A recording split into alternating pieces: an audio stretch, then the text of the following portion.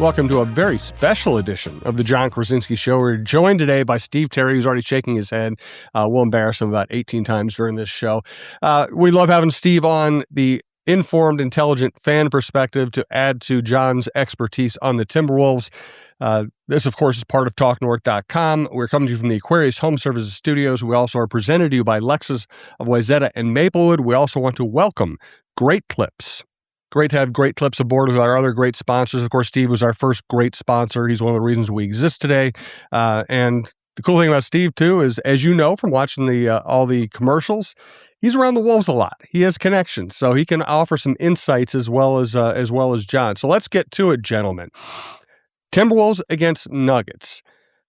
I feel like, and you can correct me if I'm wrong, which you will do often during the show, I feel like this is a really different kind of postseason for the Timberwolves. I feel like there's some impending doom attached to this one, where the other ones it felt like, hey, it's all just gravy. It's great stuff. This team is on the rise. This is the first time I've been around this team in this decade where I felt like, could things possibly be moving backwards here? So it's Jon's show, but let me just say Wolves and 4. Wolves and 4, and we just move on. We don't even need to talk about. No, I'm just kidding. That was very but yeah, it's been a weird strategic move. Now everything Jon and I sound is going to sound incredibly negative, but we're okay with that. Yeah, no, it does. It feels entirely different going into this one, and I do think like the parameters of the entry into postseason are just markedly different. 2 years ago, it was a team that sort of came out of nowhere. You had this unexpected success. They're wire to wire, right? Having just a really good season most of the way. And there is nothing better as a fan than having that season of unexpected success where you don't see it coming. You're just happy all of the time. You can't believe that this is all going on. But the price you pay for that is the expectations come after that. And so even last year, though, guys, it was different, it felt like, because there was a ton of angst early in the season after the Cat trade. What's Julius Randle doing? What the heck is going on here? But then they're going into the playoffs 17-4 down the stretch. Things were coming together, and you were saying, okay, you at least see the outlines of a team that can be successful in the first round. There were still a lot of doubts and worry about the Lakers and were they going to be able to get over that hump and what was Randall going to do in the playoffs. But there was at least some optimism surrounding how they were playing at the moment. This season has been, the expectations have been even higher, and we have not seen this group put together a real sustained run of success that I think would get fans super optimistic. They've had really good wins here and there, but the longest winning streak was 5 games. They've just kind of been stopping and starting and stopping and starting. And so now they're playing a Denver team that's won 12 in a row, and it feels a lot more maybe like that first Phoenix series where the Suns had swept them in the regular season, and there was just a lot of dread about, man, how is this really going to go? So I feel a whole lot of difference in the fan base. Steve, you are one of the main fans, so like, tell me if I'm off base or not. Yeah, no, it's been a weird year, and that's not like the most descriptive, sorry, but it seems like there's never been the momentum. You had kind of mentioned, I think, we've never won more than 5 in a row. And even last year, it started off really slow, but then it was building. But towards the end, I mean, they went on a great run.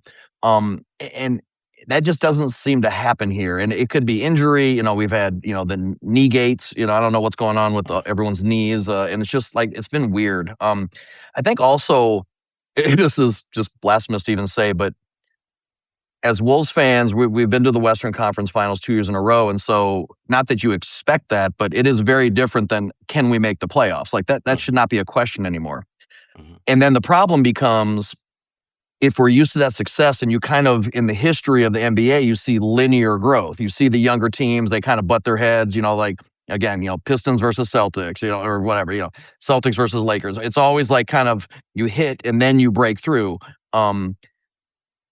we should be breaking through, and it feels like we're going in reverse. So it's a weird, like, it's not linear. You keep expecting it to, like, no, we should now be a 1 or 2 seed, not a 6 seed. And so it just, the vibe is off. And I don't know, this is not a Jake Vernon, SmackDown, but I heard attendance is down. I don't know if this is true or not. And it seems like the vibe is different. I don't know. It's just hard to really put your finger on it, but.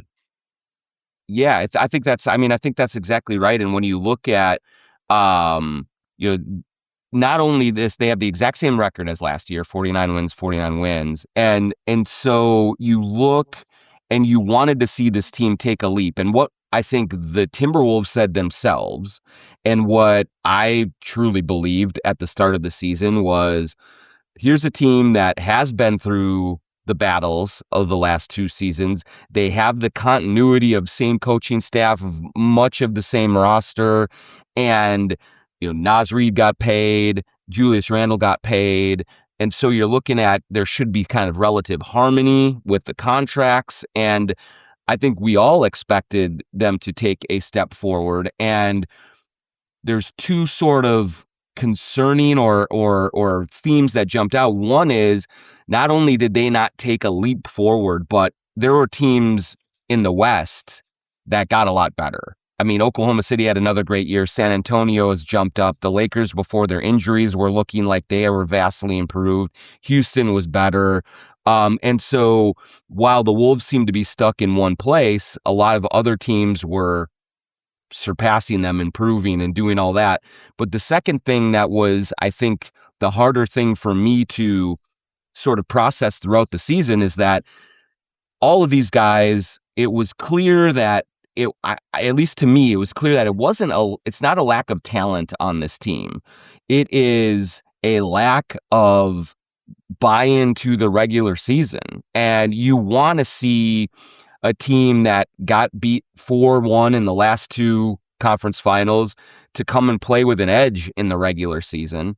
And instead, they've played with a complacency of like, this is no big deal. We'll just we'll flip the switch when the playoffs begin. Just get us there, get us through this. And so that sort of lack of intensity, I think, has made it harder to believe that they have another deep run in them, because we just have not seen them sustain that kind of playoff edge that you need. And you'd want to see this team trying to play with a chip on its shoulder, saying like, hey, we were embarrassed last year, so it's time to really put our foot on the gas. And they didn't do that. They were kind of more like, hey, we're going to save all our bullets for the playoffs. And when that comes around, now you're going to see the best of us. And that very well may happen. I think it's entirely possible that it does happen.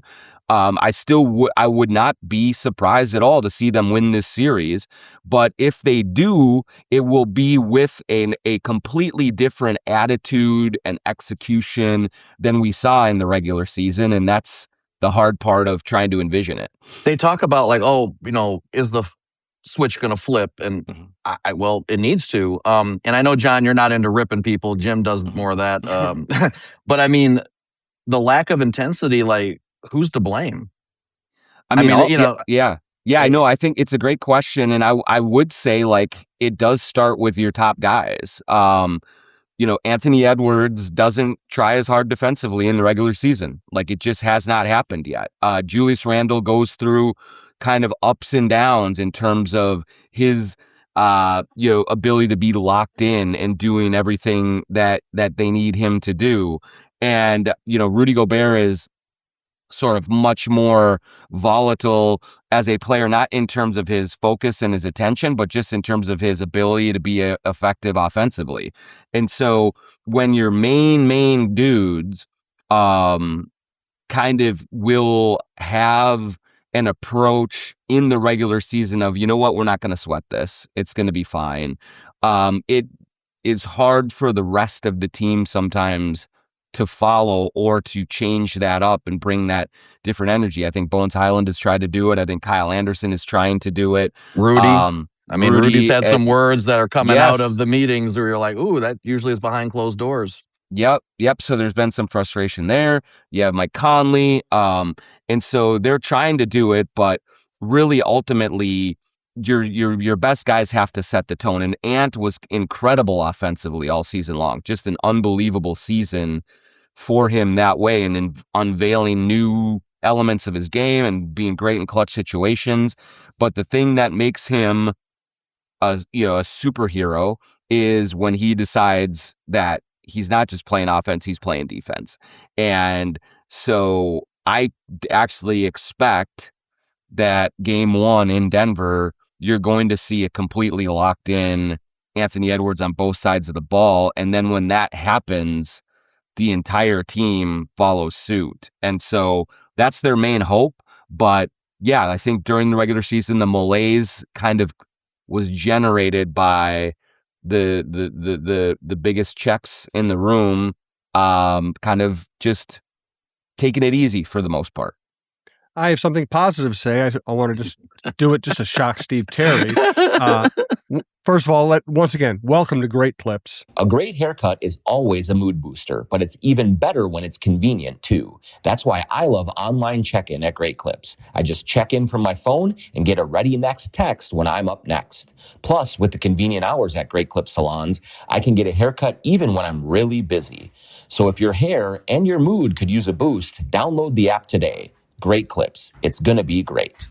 We're also want to let you know we're coming to you from the Aquarius Home Services studio. When your furnace, air conditioner, or thermostat isn't working right, you need a local team you can trust. Whether your home won't heat up, won't cool down, or your air quality is a concern, your home comfort team at Aquarius Home Services finds the problem fast and fixes it right. And you get $98 off any furnace or AC repair when you book with Aquarius today. Aquarius Home Services. One call, problem solved. Earning the right to be recommended.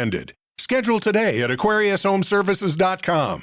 And here's John for Lexus of Wayzata and Maplewood. If you are in the market for a new luxury vehicle, look no further than our good friend Charlie Swanson at Lexus. If you want to go to the west or the east side of the Twin Cities, you have two great locations, Lexus of Wayzata and Lexus of Maplewood. Check out the all-new Lexus TX, a spacious SUV with 3 rows of seating and plenty of room for all your gear. Head over to lexusofwayzata.com or lexusofmaplewood.com for details and to find your next ride today. I'm sure Kevin Garnett is thanking Charlie Swanson right now because he was sitting in Charlie's seat with his daughters last week when he showed up for the Pelicans game. They asked me for mine. I said, hell no. I said, absolutely not. We're on the same page. Yes. All right. So, Finch is under fire, largely because fans immediately blame the head coach for any perceived lack of effort, even though in the NBA, I don't think the head coach can control that very much. I will say this. This might be a sweet spot for Chris Finch. He's had the last 2 first rounds. We have to remember that Phoenix looked really daunting and that the Lakers were, I think, 10 out of 10 ESPN panelists picked the Lakers to win the first round series last year. And Finch and his defense blitzed both of them, took them apart, and won those series evenly. Also, last time they played the Nuggets in the playoffs, it was the best series capped by the best game in franchise history. So if Chris Finch is ever going to show off, now might be the time. Yeah, this is his time to shine. And we have seen the last 2 seasons when this coaching staff has a full week to prepare the players and drill down on points of emphasis and get them ready for what to expect in an opponent, they come out flying. And, I look at what he does in those situations, and the game plan is usually really tight. I think that he gets really a lot more focus from his guys and attention to detail in those meetings, film sessions, and then in practice to get ready to go. And I do think that these guys also just are a little bit more appropriately afraid, as Greg Popovich would say, about the possibility of losing. They never really kind of consider losing in the regular season. And so when they do, it's usually a surprise to them and because they don't take it seriously enough. But Finch has got a track record now of doing this. I think that this series and these playoffs in particular will demand a lot more of him from a flexibility standpoint, I think we've seen in the last couple of seasons, he really like hones in on his 8 guys in the rotation and sticks with them and keeps going with them. And he's been rewarded and validated for that. I think this year he's going to have to be able to adjust on the fly more, depending on what's happening on the court. Maybe it's a Terrence Shannon Jr. night. Maybe it's a Kyle Anderson night. Maybe it's a Bones Highland night. Maybe it's a Dante DiVincenzo night. There's just going to have to be mixes and matches. Maybe Rudy Gobert doesn't play down the stretch. Maybe he does. Like, he's going to have to really be open to doing absolutely whatever it takes to win games and put any lineups out there and ride the feel of the game a lot more than kind of the more rigid rotations that he's had in these last playoffs. So he's got a lot on his plate, and he's going to need to come through here in this series if they're going to get the upset and win.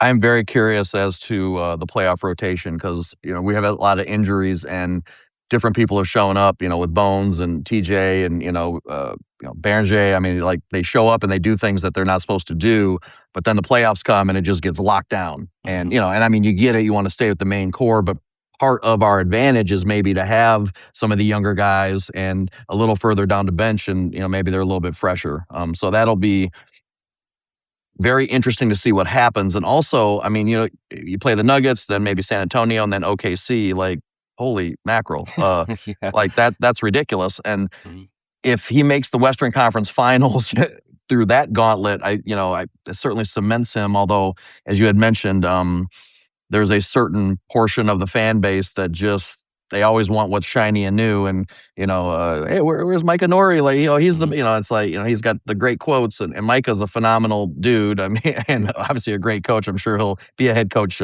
soon. But we should appreciate what we have in Finch, and especially if he still has the ears of the leaders, that is the most important thing in today's kind of NBA. Like, if once you lose your leaders, then that you could be Doc Rivers. We can debate if he's a good coach or not, but you know what I'm saying. But like, once that's done, then see ya. So this is going to be a put up or shut up for this playoff to see what he does. Yeah, it is. Go ahead, John. 100%. Sorry, when you look at the pressures on him, I am absolutely understanding of fans who do want to critique some of his job performance throughout this season and throughout the last 5 years. I mean, there are certain things that he has done, including maybe not quite giving the Shannons of the world and the Berengers of the world quite enough run in the regular season, although Shannon was injured. Beranger is 19 years old. Some of the timeout usage, some of the other things that have happened are real critiques of the job that he's done, and that is okay and fully on board. I think that, where I generally push back with fans is like, yes, you can, critique them, and he needs to be better in some places, but the idea that you're firing a coach that's led the team to 2 Western Conference Finals, that every one of his players in that locker room have said for the last 2 years, like, when we do what the coaching staff tells us to do, things generally work out well. And so, I have probed and I have dug and I have tried to find out if there's any cracks in the veneer of the coaching staff, as there's doubts, whispered, underneath players' breath or mutterings and things like that. And I just have not sensed any of that. I mean, there's certainly little confrontations here and there and little disagreements, but it's never snowballed into anything more. And so I do believe at this point in his career, he deserves the benefit of the doubt in terms of getting this team ready to go. And if they lose 4-1, if it's not competitive, if he's messing things up, maybe that changes the tenor of the conversation a little bit, and maybe you look a little bit harder at it. But so far, what we have seen from him is that he prepares these guys and gets them ready to go right along on par with some of the best coaches in the league when it comes to first round of the playoffs and getting rolling with it. And so I think there's every reason to expect that will happen again. I'm confused though, because like if it doesn't go well for Finch, how does Tim Connelly fire him when he's working for Dallas? It's a great question, right? Yeah. I think you just have a meeting. You have Ethan Casson and Tim Connelly get in a room with Mark Lowry and Alex Rodriguez. It'll all work out just fine. Well, maybe Tim goes in there and gets rid of Jason Kidd and brings Finchie with him. Who knows? There you go. But yeah, I don't like that came up again this week. Our band or Tim McMahon, the ESPN reporter, is very plugged in Dallas. Says that Tim Connelly is their primary target. He to should try be. and get him. Yeah, Dallas sucks, and they should go after Tim Connelly. I love Tim. I don't want him to go anywhere, but yeah, I mean, this is not a surprise. No, not a surprise at all. Yep. Jim and I have talked about this as well. Like when you do the job the way that Tim Connelly has done it, when you have his reputation, you're going to have people that come after him. One very key element to mention to fans is that he is under contract for one more season. And so the Mavericks would have to get permission to speak with Tim Connelly about the job from the Timberwolves. And if they were to want to hire Tim Connelly, if Tim Connelly wanted to go, Dallas would have to provide some sort of compensation, maybe either draft pick or financial or otherwise. Cooper Flagg. Yep, Cooper Flagg. Yeah, why not? Yeah, maybe I would do that trade. Sorry, Tim, but I would do that trade. But as where it stands right now, I know that the Timberwolves want to sign Tim Connelly to an extension. I don't think that that there's an imminent threat of him just immediately leaving. I don't think that's the case. But if negotiations don't go well with the Timberwolves, if Dallas just throws an ungodly amount of money at him and they do have just gobs and gobs of it, could that change things? Maybe. But I think that I would be more concerned if I were Wolves fans, if it was somewhere closer to home for him in Washington, D.C., if it was out somewhere east somewhere. But, Dallas is an incredibly attractive job with Cooper Flagg, with a well-heeled ownership group that wants to build a new arena, just like the ownership group wants to build a new arena here. So we'll see how all that shakes out. But just a reminder that he is under contract, and it's not something where he can just up and leave, with willy-nilly without any kind of compensation or negotiations or anything like that. Steve, tell us what's going on with your business. Still lots of bad drivers out there. Shocking. It's I've insane. noticed. Yeah, it's scary out there.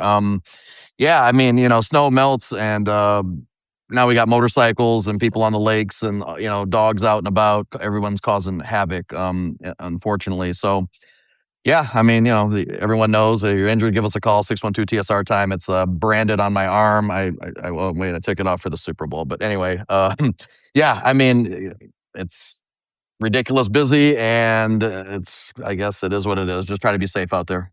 TSR Injury Law, 612-TSR time, 612-TSR time. And it always great thanks for helping us get this show started, Steve. Now, John, for True Vision Institute. True Vision Institute in Bloomington, go to truevision.com. Set up your free consultation to go in and get checked out. If you're watching this on our YouTube channel, you see that I do not have glasses on anymore. I have to update my avatar in social media, but I just haven't gotten around to it yet. But I had LASIK surgery almost 2 years ago with True Vision, and it has been one of the best decisions I've ever made.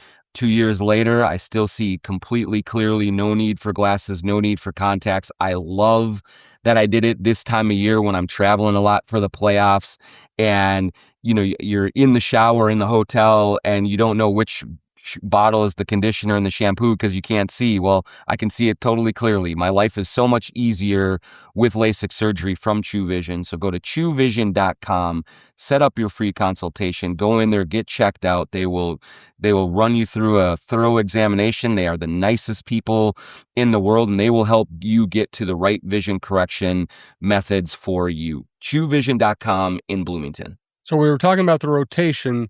I mean, I just think we're going to see a 9-man rotation, period.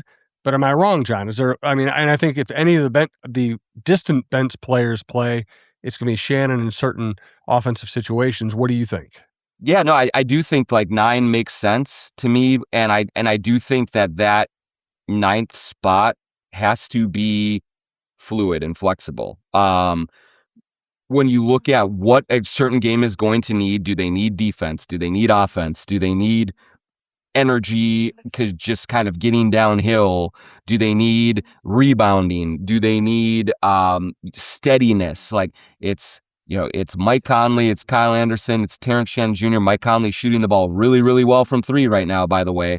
And so there's going to be options that are available to Finch that I think he needs to consider more often than he has in any other playoff series. Like, I have understood the last 2 years why he said, these are my 8. These are who I trust. These are the guys who know when they're coming in and when they're coming out. That's going to be the best way to maximize. But I think with the way that Denver is playing, with how they can absolutely just run you out of the gym in a moment's notice if you're not on par, he has to really pay attention to how each individual player is playing, not just in this series, but in that game. If Dante DiVincenzo is struggling from three, maybe it's an Ayo Dosunmu more night. If it's, if Kyle Anderson is helping defensively, but is just being a liability from a shooting standpoint, offensively, maybe it's Terrence Shannon Jr. that night. If they're turning the ball over left and right, maybe it's a Mike Conley night. If Mike looks a little bit slow and is having trouble keeping up, maybe it's more of a Bones Highland night. And so he has real options, especially with the way that Terrence Shannon Jr. played down the stretch, to go to different looks, and he can go small, he can go big. And so you're going to see a lot of conversation within games between Finch and Mike Inori and Pablo Prigioni, Kevin Hansen, Nelson Turner, all these guys that are available to them, Chris Hines and Max Lefevre. Everyone in the coaching staff is going to be all in and trying to assess what is going right and what is going wrong in each individual game.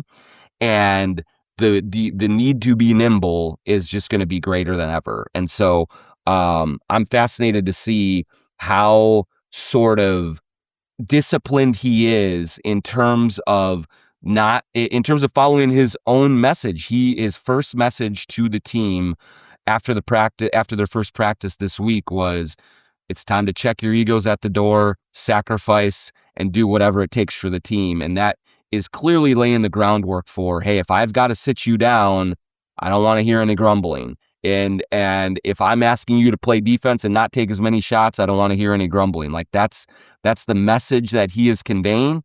And now he's going to have to walk the walk with the talk that he's talking. Yeah, we'll see how that goes.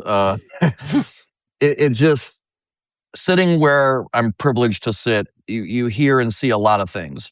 And there are certain players that when they come out of the game, even if they've had a great run, they're still pissy. It's like, I don't know how the coach, and I've heard things said to the coach where I'm like, you can't say that, and then you never hear about it again. Like, so coaches just, they take it and maybe they address it behind closed doors. But if you're going to have the attitude of this team where it's kind of nonchalant through the regular season, and now we're going to get serious in the playoffs that we just talked about, you do also need them then to buy in. And it's like, you can't be worried about your shots. You can't be worried about, this, that, and the other. Again, everyone got paid. Let's just do what's best for the team. I will say, I think this is going to be an interesting thing for Ayo. The fact that, not to go back to Tim Connelly, but that trade was so good that all the people in Chicago got fired. I mean, so that's how that one worked out. So yeah, it's like, man, Tim is just out killing people. But with Ayo coming in, he's the obvious kind of replacement to Naw, and their games are very different, but yet it's kind of some similarities. And I know that a lot of the Wolves fandom also is still bitching about Naw being gone, as if we could afford. Like, well, you don't like Nas? I mean, which one did you want? Anyway, it's a different issue. But I think Ayo is going to be super important to this because he's anchoring the bench, and you're just going to see how he fits in.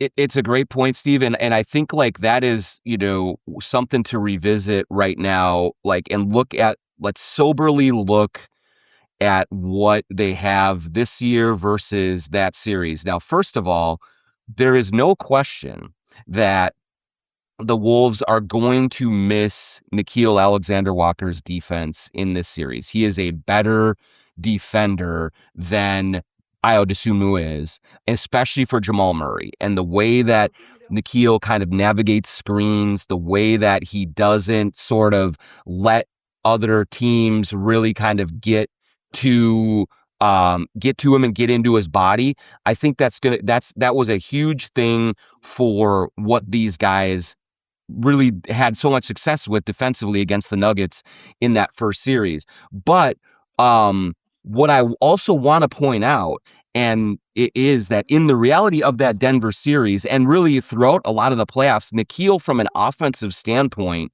was really unreliable. He hit some shots for sure every once in a while, but he had a lot of turnovers. He didn't shoot the ball overly well a lot. He just made a real impact with his defense. With Ayo, I think that he has the potential in this series to absolutely gash the Nuggets. He can get to the rim. They can't protect the rim. He gets out in transition. They really struggle in transition. He shoots the three really well.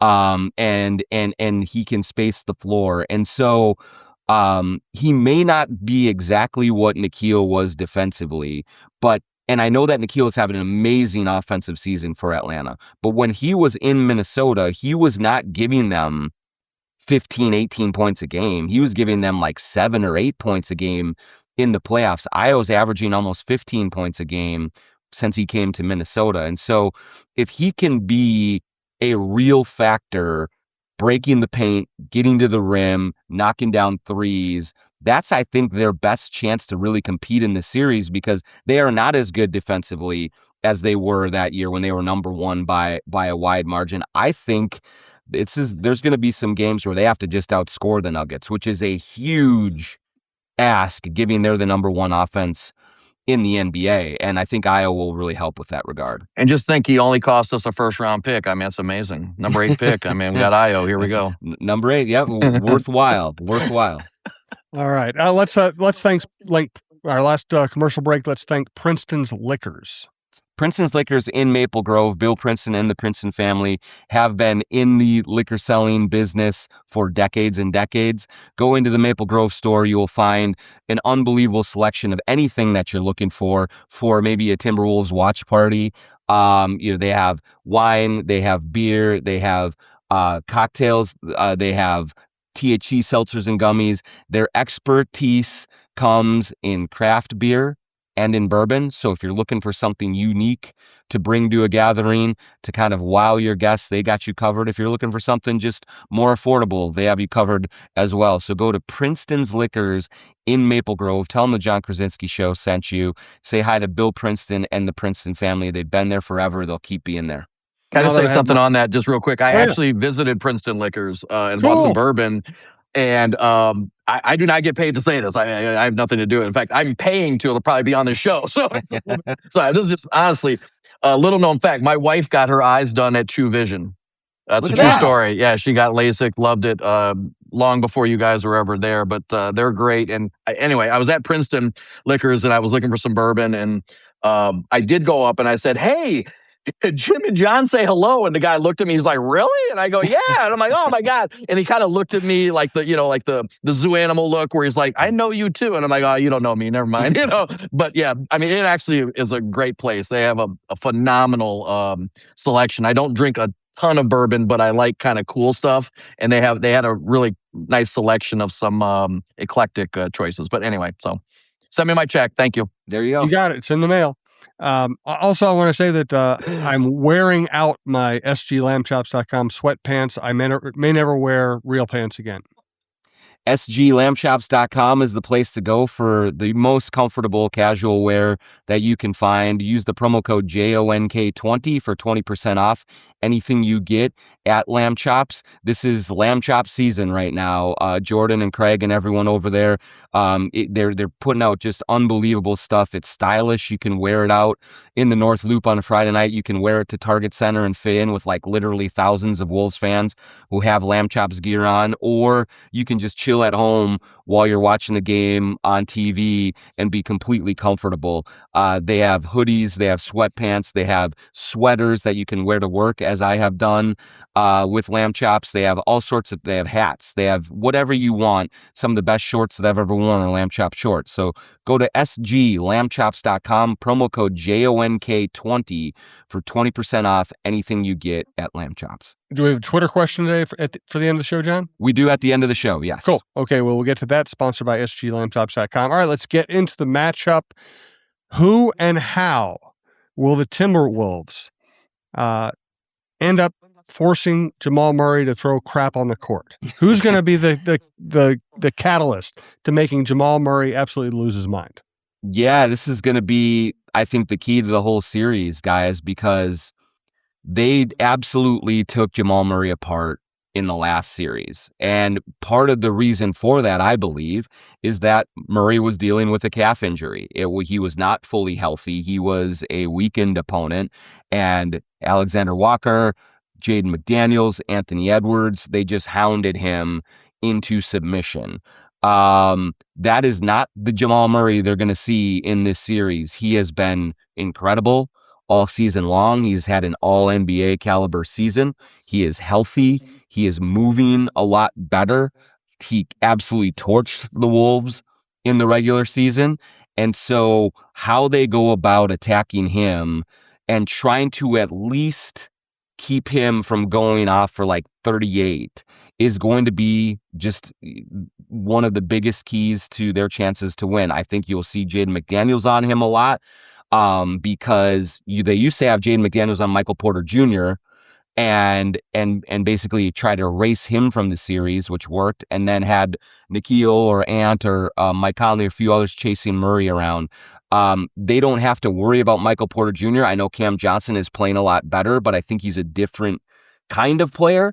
And so I would expect to see Jaden McDaniels see a lot of time on Jamal Murray. I think you will see DiVincenzo get a crack at him. You'll see Anthony Edwards get a crack at him, Dosunmu get a crack at him as well. And they'll just try to throw bodies at him and wear him down over what they hope is going to be a long series. But if he's able to just slice and dice and knock down open shots and run that two-man game with Jokic just freely and easily, the Wolves are going to be in trouble. And so they're going to have to find a way to make life difficult for him. And that's a big ask this season with how Jamal Murray's playing.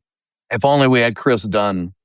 Oh, man. Oh, wow. That's a double one. Man. We drafted Chris instead of Murray. And anyway, okay, sorry about that. Too soon, Steve. Too soon, yeah. Murray has been incredible. I will say this, though. Like, once I think he does have some softness about him. And when he should have been kicked out of the game. You cannot be throwing stuff on the. Anyway, that's a whole other thing. That was ridiculous. But you now do know you can get to him.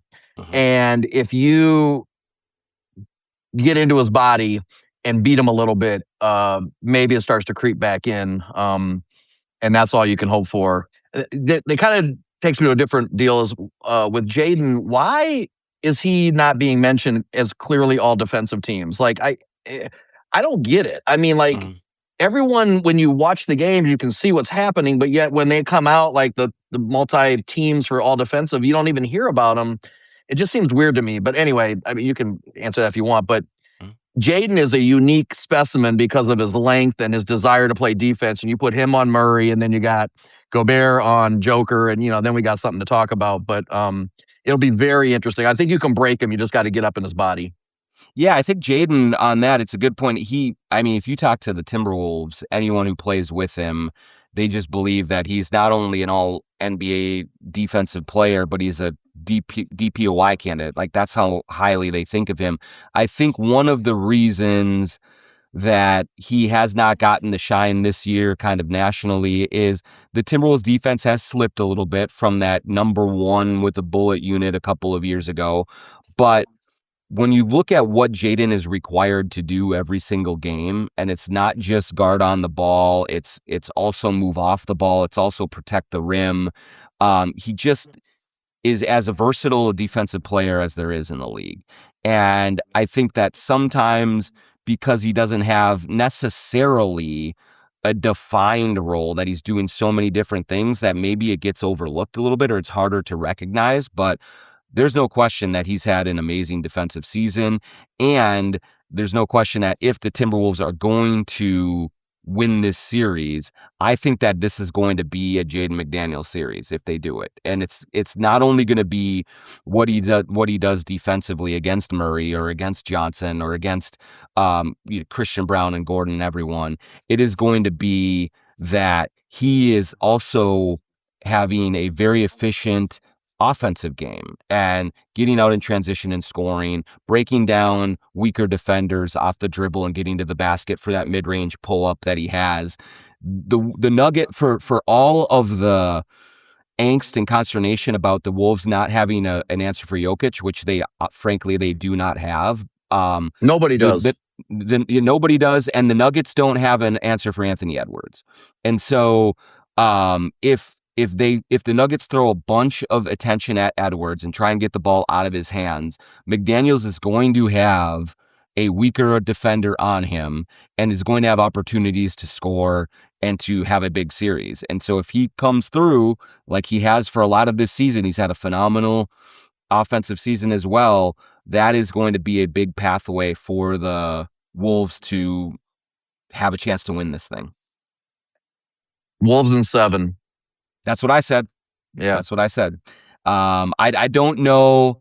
I told someone the other day. I had a executive from another team call me and just say, "Hey, what do you think?"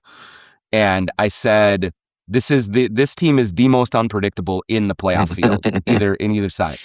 I could absolutely see Nuggets in 5 or 6, and it's not really that competitive. I could see Wolves in 6 where they just like lock in and they wipe them out at Target Center in Game 6 and go forward. I could see Wolves in 7 because I've seen Wolves in 7. They've done it.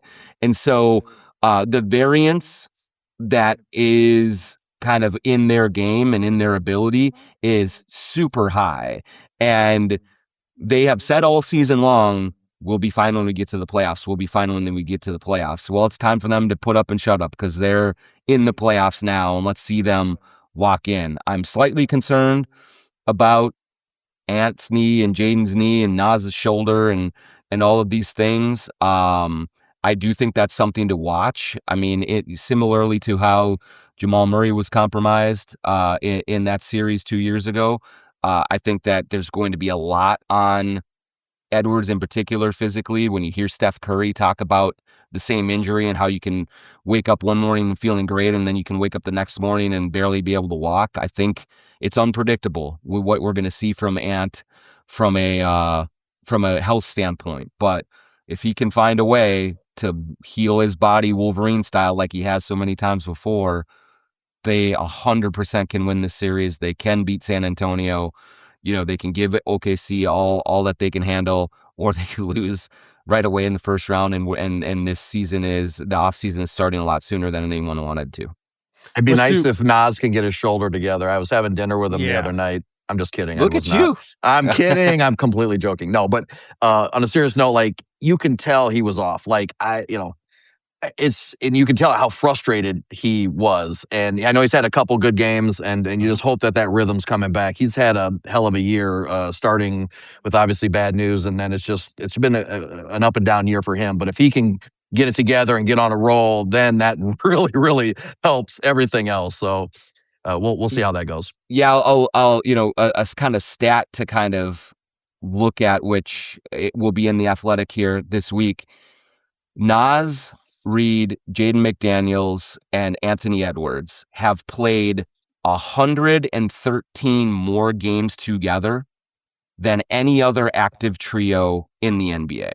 They have been through the wars together, the ups and the downs, the highs and the lows. When you think of the three of them in 2020, 2021, and they came into this league at the bottom of the Timberwolves experience, and to where those three have gotten this team, I just think you're going to see a lot of pride from the three of them, and they're going to throw everything they have at Denver, and they're going to lean on that experience together and that connectivity that we haven't really seen all season, but they're gearing up for it. They have accomplished a lot with this team, and they're a prideful group. And so it will be really fun just to watch them go in and just slug it out with a really awesome Denver Nuggets team.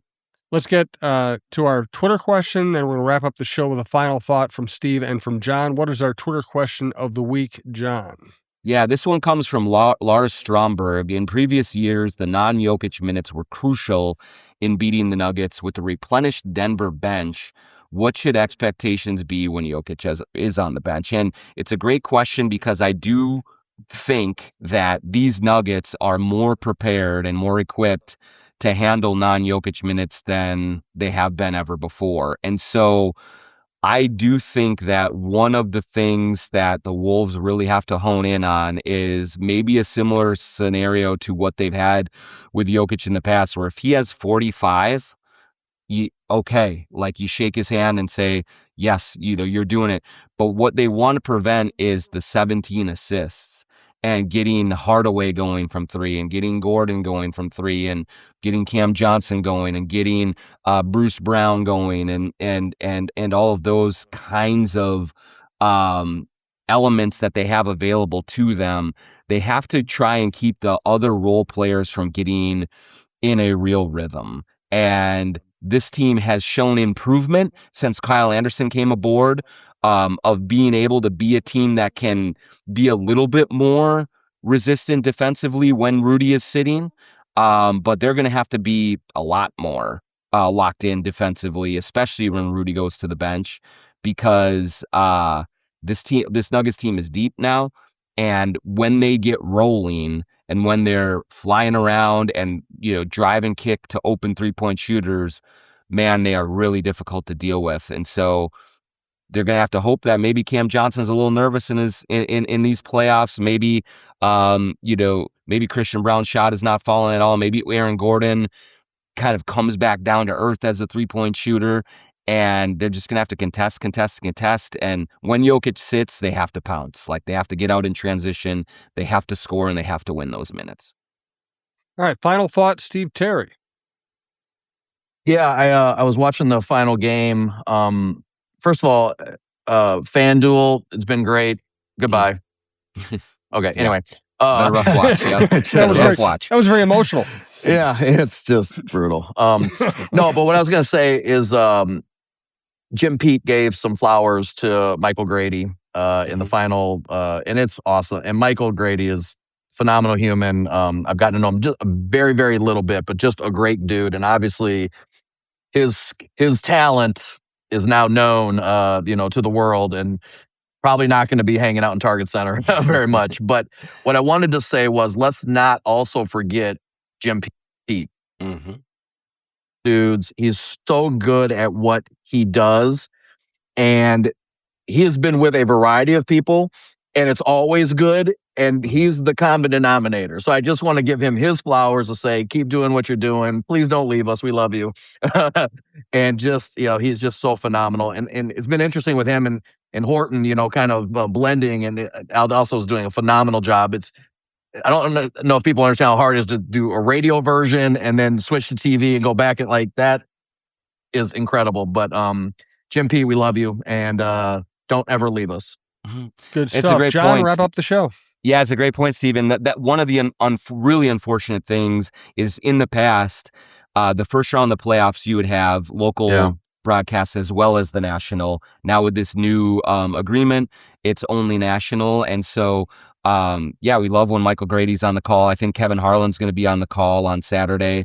So that'll be super cool. But missing out on the opportunities for Allen or Grady and Jim Pete to do it is just too bad. I wish that they still allowed the local guys to get that first round shine and give the fans that as well.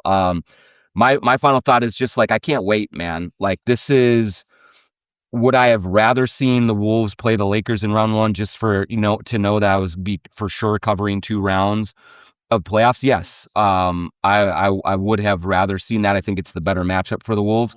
But in terms of like storytelling and in terms of theater, like, this is going to be awesome. The playoff rubber match. These guys have played 28 times in the last 4 or 5 years. I don't think that they particularly like each other. And I think that this has been an epic trilogy, and here we go with chapter 3, and watching to see if this Wolves team can find that switch to flip that they could not during the regular season.